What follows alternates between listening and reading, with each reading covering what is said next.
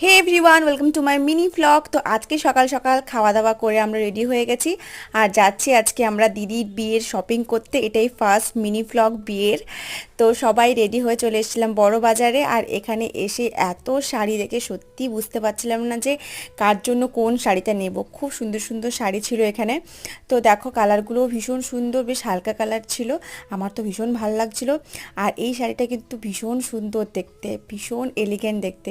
আর দিদি তো একদম কনফিউজড হয়ে গেছিলো কোনটা নেবে না নেবে, কারণ ভীষণ সুন্দর শাড়িগুলো ছিল। তারপরে আমরা সবাই মিলে এখানে একটু চাটা খেয়ে সব শেষ করে কেনাকাটা বেরিয়ে গেছিলাম। আর তারপরে গেছিলাম একটু লেহেঙ্গা কেনার জন্য। তো এখানে কয়েকটা লেহেঙ্গা দেখছিলাম, বেশ পছন্দ হয়েছে, ওখান থেকে লেহেঙ্গা নিলাম। তারপর বোনের জন্য লেহেঙ্গা দেখছিলাম, বেশ ভাল লাগছিল।